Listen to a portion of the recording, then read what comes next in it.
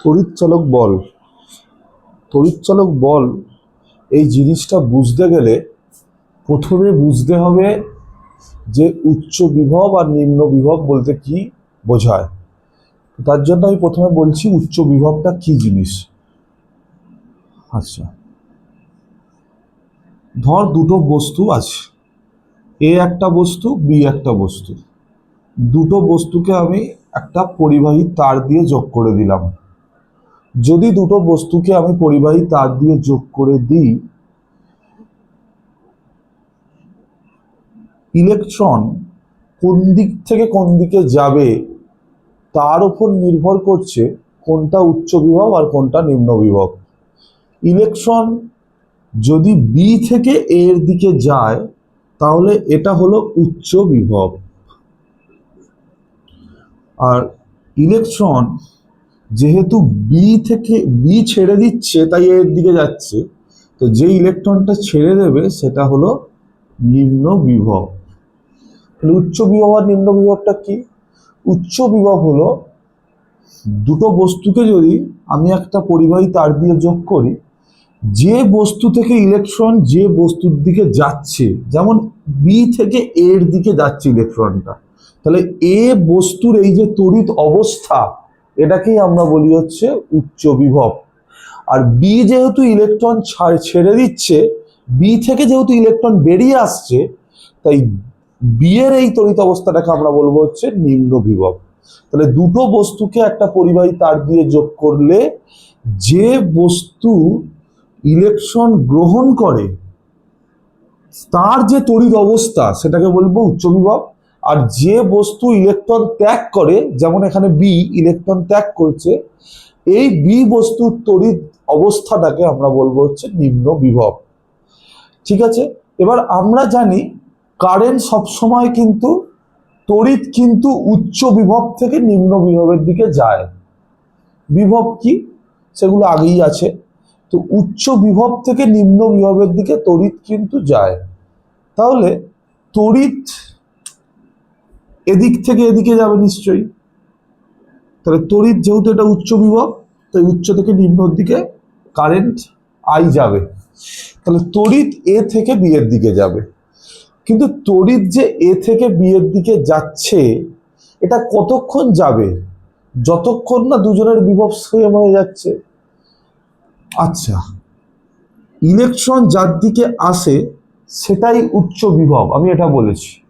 তো উচ্চ বিভব যদি এর দিকে, এ বস্তুর দিকে যেহেতু ইলেকট্রন আসছে, তাহলে আমরা বলতে পারি এ বস্তুর বিভবটাই উচ্চ বিভব। যেহেতু এর দিকে ইলেকট্রন আসছে মানে এ ইলেকট্রন গ্রহণ করছে, যে ইলেকট্রন গ্রহণ করে সেই উচ্চ বিভবে আছে।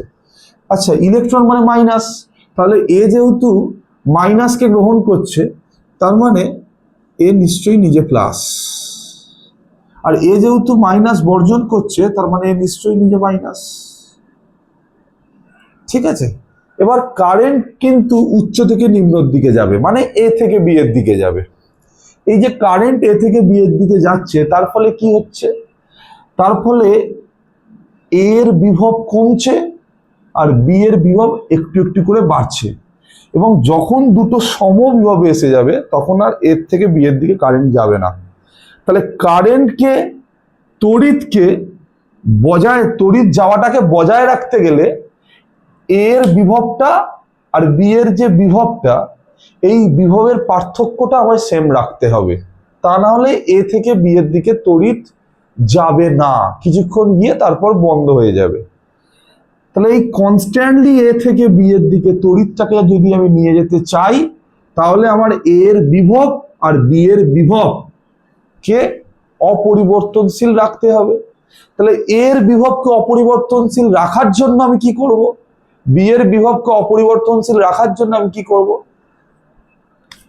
তাহলে এ থেকে বি এর দিকে তড়িৎ যাচ্ছে, তার মানে আমি ধরতে পারি এ থেকে বি এর দিকে এই প্লাস আধানগুলো যাচ্ছে, এটা আমি ধরতে পারি যে প্লাস আধানগুলো আস্তে আস্তে বি এর দিকে যাচ্ছে। তাহলে এই যে এ থেকে বি এর দিকে আধানগুলো যাচ্ছে তার ফলে এর বিভব কমে যাচ্ছে, বি এর বিভব বেড়ে যাচ্ছে। যতটা পরিমাণ আধান এ থেকে বি এর দিকে এলো, সেই পরিমাণ আধানকেই যদি আমি বি থেকে এর দিকে কোনো একটি ব্যবস্থার মাধ্যমে কোনো একটি ব্যবস্থার মাধ্যমে বি থেকে এর দিকে আবার পাঠিয়ে দিই, তাহলে কিন্তু এ আর বি এর বিভবটা অপরিবর্তনশীল থেকে যাবে। তাহলে আমি আবার বলছি, এ থেকে বি এর দিকে তড়িৎ যাচ্ছে, তার ফলে কি হচ্ছে, এর বিভব একটু একটু করে কমছে, বি এর বিভব একটু একটু করে বাড়ছে। তার মানে কি হচ্ছে, এর কাছে থাকা যে প্লাস চার্জগুলো সেগুলো আস্তে আস্তে কমছে এবং সেগুলো যাচ্ছে বি এর দিকে।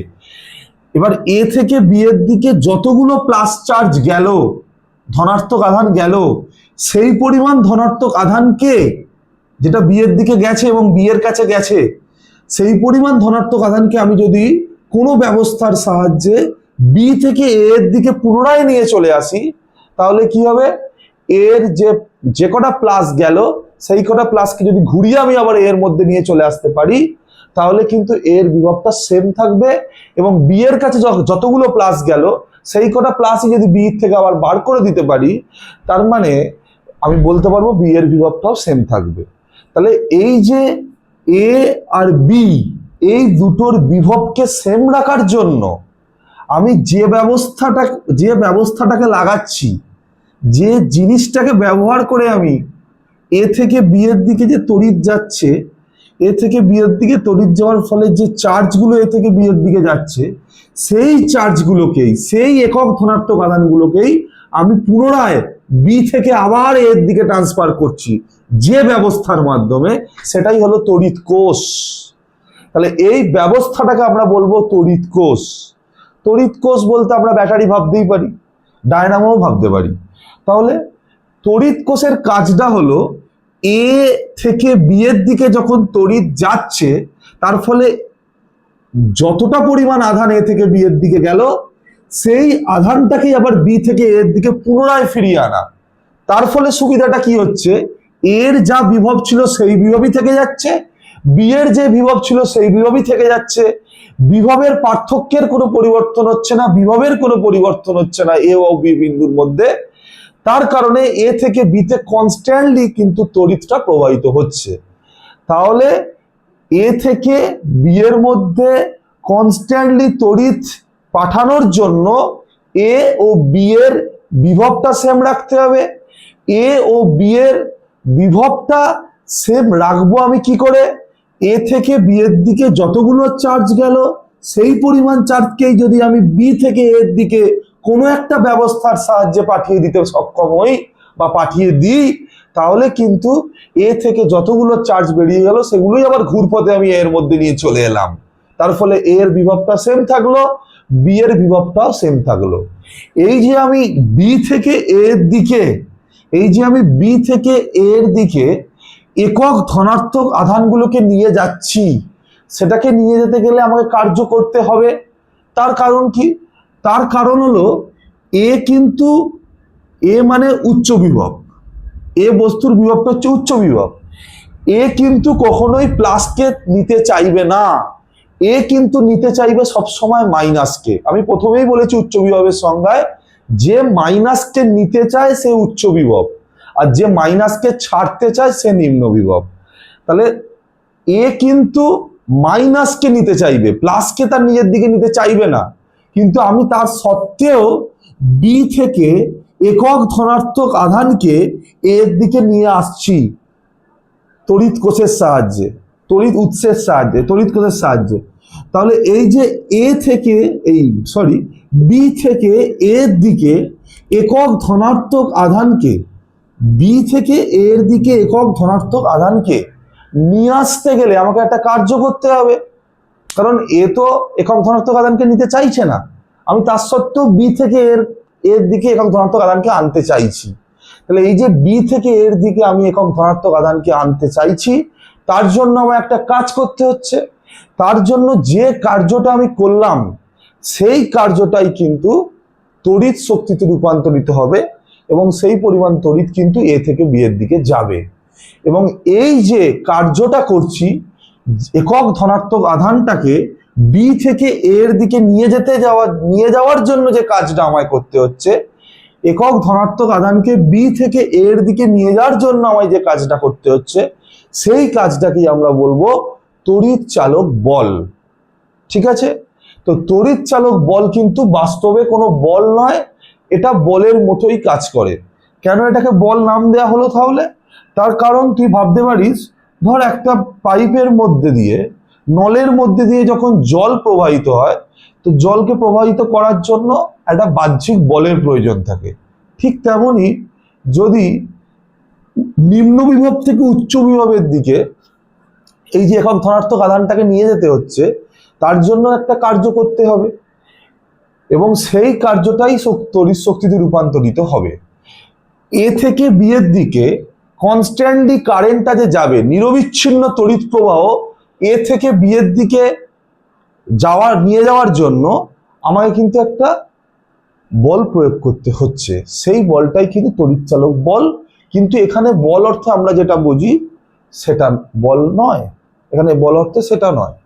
ঠিক কার্যবাহী সরণ যেটা আমরা বুঝি বল মানে, সেই বল কিন্তু এটা নয়।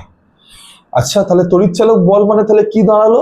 তড়িৎ চালক বল মানে নিম্ন বিভব থেকে উচ্চ বিভবের দিকে একক ধনাত্মক আধানকে নিয়ে যেতে যে পরিমাণ কার্য করতে হয় সেটাই হলো তড়িৎ চালক বল। নিম্ন বিভব থেকে উচ্চ বিভবের দিকে একক ধনাত্মক আধানকে আমি নিয়ে যাব কেন? তার কারণ আমি চাইছি এ থেকে বি এর দিকে নিরবিচ্ছিন্ন তড়িৎ প্রবাহ পেতে। এ থেকে বি এর দিকে নিরবিচ্ছিন্ন তড়িৎ প্রবাহ পাওয়ার জন্য আমার এ বিন্দু আর বি বস্তুর তড়িৎ বিভবটা সেম থাকতে হবে। এ থেকে বি এর দিকে নিরবিচ্ছিন্ন তড়িৎ প্রবাহ পাওয়ার জন্য এ বিন্দুর বিভব আর বি বিন্দুর বিভব সেম থাকতে হবে। বিভব সেম তখনই থাকবে যদি এ থেকে যতটা পরিমাণ চার্জ বেরিয়ে গেল, সেই চার্জ যেটা বি এর কাছে গেল, সেই চার্জটাকেই যদি আমি বি থেকে আবার পুনরায় এর দিকে নিয়ে চলে আসি, তবেই এ আর বি এর বিভব সেম থাকবে। তাহলে এ আর বি এর বিভব সেম রাখার জন্য বি থেকে মানে নিম্ন বিভব থেকে একক ধনাত্মক আধানকে উচ্চ বিভবের দিকে নিয়ে আসছি, এবং নিয়ে আসতে যে কার্যটা করতে হচ্ছে সেটাই হলো তড়িৎ চালক বল। তাহলে ওই কার্যটাই এবং তড়িৎ শক্তিতে রূপান্তরিত হচ্ছে, এবং তার ফলে এ থেকে বি এর দিকে তড়িৎ যাচ্ছে। এটাই কিন্তু একটা তড়িৎ কোষের মধ্যে এই পুরো জিনিসটা চলে। একটা তড়িৎ কোষ, তার মধ্যে যেটাকে আমরা সেল ভাবতে পারি, ব্যাটারি ভাবতে পারি, তার মধ্যে পুরো এই জিনিসটা কিন্তু চলছে। তড়িৎ কোষের মধ্যে কি হচ্ছে?